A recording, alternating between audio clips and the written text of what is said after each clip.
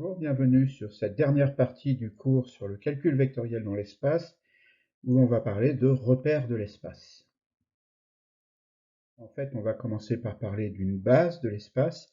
Alors les bases, c'est juste pour les vecteurs. Et en fait, si je prends trois vecteurs i, j et k non coplanaires, eh bien alors i, j, k, ensemble, forment ce que l'on appelle une base de l'espace. À ce moment-là, pour tout vecteur u, je pourrais écrire u comme une combinaison linéaire des vecteurs i, j et k, ce qui signifie que u sera un certain nombre multiplié par i, plus un certain nombre multiplié par j, plus un certain nombre multiplié par k.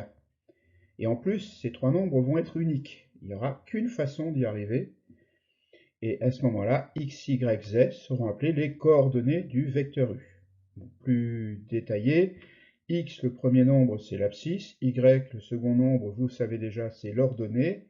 Quant à z, le nouveau nombre qui apparaît quand on fait de la géométrie dans l'espace, on l'appellera soit l'altitude, soit la cote. Si les bases servent à donner des coordonnées aux vecteurs dans l'espace, les repères, eux, servent à donner des coordonnées aux points. Donc pour fabriquer un repère, il suffit simplement de prendre une base et de lui adjoindre un point qui sera le point origine. Cela signifie donc qu'à ce moment-là, si vous fabriquez le vecteur OM, le vecteur qui part de l'origine jusqu'au point qui vous intéresse, eh bien il s'écrit de manière unique comme combinaison linéaire de i, j et k, c'est-à-dire qu'il s'écrit de manière unique xi plus yj plus zk. Et bien naturellement, x, y et z vont devenir les coordonnées du point M, et vous aurez le même vocabulaire qu'avec les bases, à savoir x c'est l'abscisse, y c'est l'ordonnée, z c'est l'altitude ou la cote. Pour terminer, je vous propose de trouver les coordonnées du point M ici, mais dans la base, dans le repère, pardon, A, I, J, K.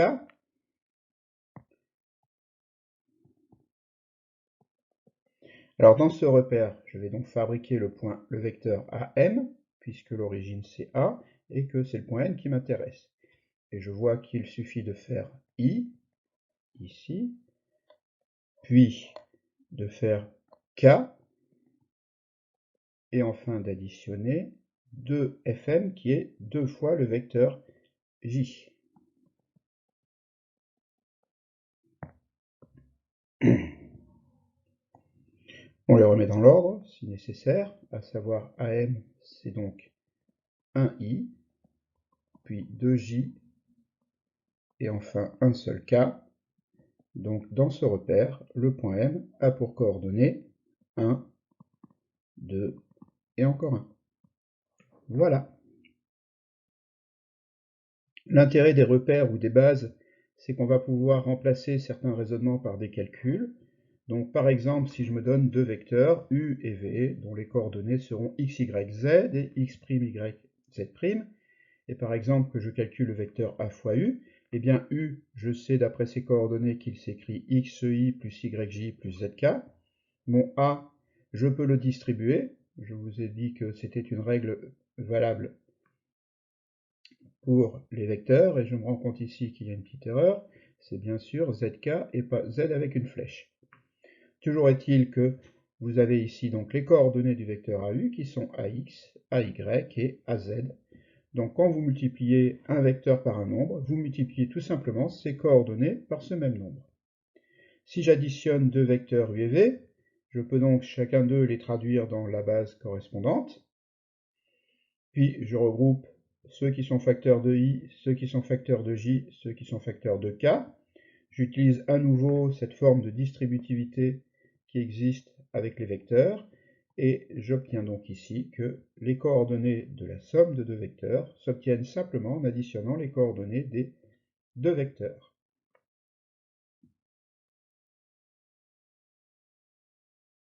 Bien, plaçons-nous maintenant dans un repère et considérons deux points A et B dont les coordonnées seront xa, yk, za. Je vois qu'à nouveau un petit truc à flancher, xb, yb, zb.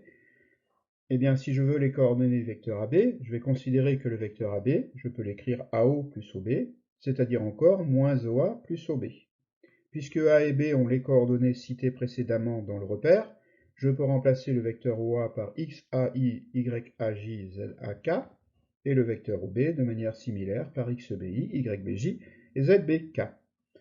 Je développe, donc le moins est distribué, et puis je regroupe à nouveau ce qui est facteur de I, ce qui est facteur de J et ce qui est facteur de K.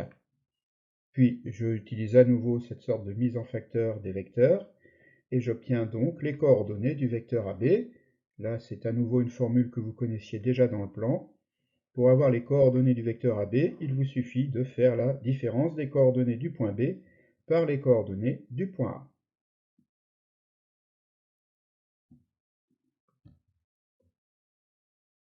Passons au calcul des coordonnées du milieu. À nouveau, c'est une formule déjà connue. Donc je me donne deux points A et B avec les coordonnées qui vont avec. Je considère I le milieu de AB. Et l'astuce, c'est de dire que le vecteur AI, c'est à ce moment-là un demi du vecteur AB. Donc, quand je traduis ça en termes de coordonnées, xi moins xa, l'abscisse du vecteur AI doit être égale à la moitié de l'abscisse du vecteur AB, et ainsi de suite pour les ordonnées et les altitudes. Puis je fais un petit développement à droite et je transpose en même temps le xa vers la droite aussi. J'obtiens les formules qui sont là. Petite réduction entre les xa, les yk et les za.